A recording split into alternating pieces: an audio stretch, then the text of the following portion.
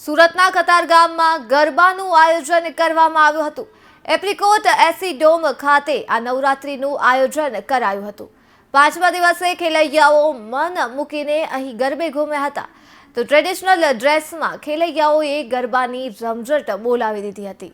મહિલાઓની સુરક્ષા માટે અહીં પોલીસ પણ ફરજ બજાવતી જોવા મળી હતી।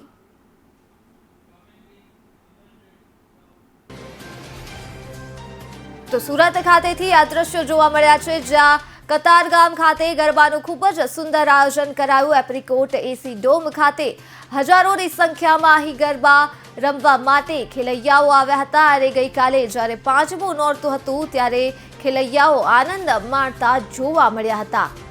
તો મહિલાઓની સુરક્ષા માટે પોલીસ ફરજ બજાવતી પણ અહીં નજરે ચડી હતી।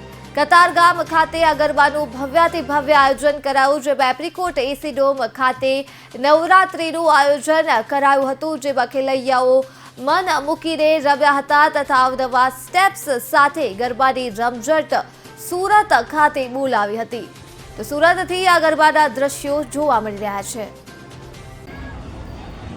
આજે નોરતાનો પાંચમો દિવસ છે। ખાસ કરીને કતારગામ વિસ્તારમાં આવેલા એપ્રિકોટ ડોમ ઉપર મોટી સંખ્યામાં અત્યારે ખેલૈયાઓ પહોંચી રહ્યા છે। સુરક્ષા વ્યવસ્થાને લઈને સ્થાનિક સિંગલકોટ ડભોલી પોલીસના જવાનો સાથે પોલીસ ઇન્સ્પેક્ટર પણ જોવા મળી રહ્યા છે। ખાસ કરીને ખેલૈયાઓ ગરબાની રમઝટ માણી રહ્યા છે, પરંતુ બહાર આપ જોઈ રહ્યા છો દ્રશ્યોમાં સુરક્ષાને લઈને પોલીસ અત્યારે જોવા મળી રહી છે।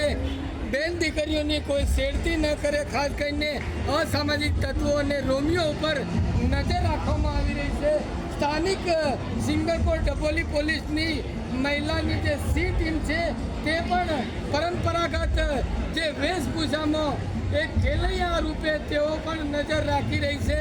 સીધા આપને દ્રશ્ય બતાવી રહ્યા છે કતારગામ વિસ્તારમાં આવેલા એપ્રિકોટ એસી ડોમમાં અત્યારે નવરાત્રી ઉત્સવને લઈને મોટી સંખ્યામાં ખેલૈયાઓ પહોંચી રહ્યા છે, ત્યારે સુરક્ષા વ્યવસ્થાને લઈને પોલીસ જવાનો સાથે સ્થાનિક પીઆઈ પણ જોવા મળી રહ્યા છે। ખાસ કરીને એસી ડોમમાં નવરાત્રિનું જે આયોજન કરવામાં આવ્યું છે, આજે પાંચમું નોરતું છે, ત્યારે એસી ડોમમાં ખેલૈયાઓ ખાસ કરીને નવરાત્રિ રમી રહ્યા છે, ત્યારે સીધા આપને દ્રશ્યો બતાવી રહ્યા છીએ। સુરક્ષા વ્યવસ્થા ચાર ચોકન કરવામાં આવી છે।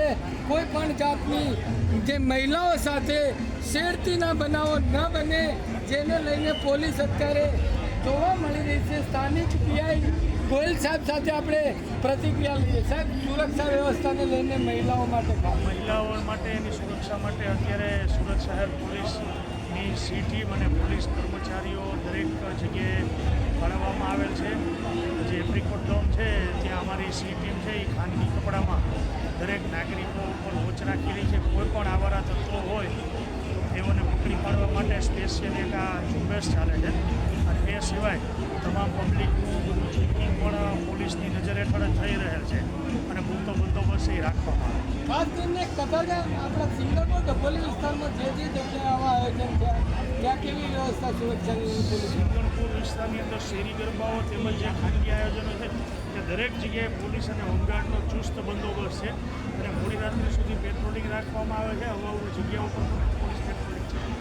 ત્યારે આપ સીધા દ્રશ્યો જોઈ રહ્યા છો કતારગામ વિસ્તારમાં આવેલા એપ્રિકોટ એસી ડોમ ખાતે અત્યારે નવરાત્રિનો આજે પાંચમો દિવસ છે, ત્યારે મોટી સંખ્યામાં ખેલૈયાઓ અત્યારે ગરબે રમવા પહોંચી રહ્યા છે। સ્થાનિક પોલીસ આપને જોવા મળી રહી છે।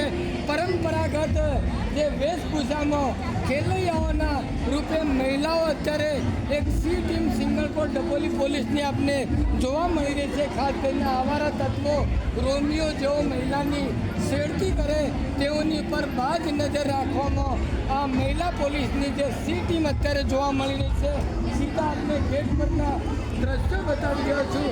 આ ગેટ પરથી ખાસ કરીને એન્ટ્રી આપવામાં આવી રહી છે। એસી ડોમ છે, ત્યારે નવરાત્રિની જે મજા ખાસ કરીને ખેલૈયાઓ માણી રહ્યા છે। આજે પાંચમું નોરતું છે, ત્યારે પોલીસ પણ બંદોબસ્તમાં જોવા મળી રહી છે। સીધા આપને દ્રશ્યો બતાવી રહ્યા છે। મહિલા પોલીસ ખાસ કરીને સી ટીમ અત્યારે આપણે જોવા મળી રહી છે સિંગણપુર ડભોલી પોલીસ સ્ટેશનની મહિલાની આ સી ટીમ અલગ અલગ જે જગ્યાએ ફરી અને ખાસ કરીને અસામાજિક તત્વો રોમિયોગીરી કરતા તત્વો પર નજર રાખી રહી છે. ખાસ કરીને મહિલાઓની સુરક્ષાને લઈને સ્થાનિક પોલીસ સ્ટેશનના જવાનો સાથે પીઆઈ પણ ઉપસ્થિત છે.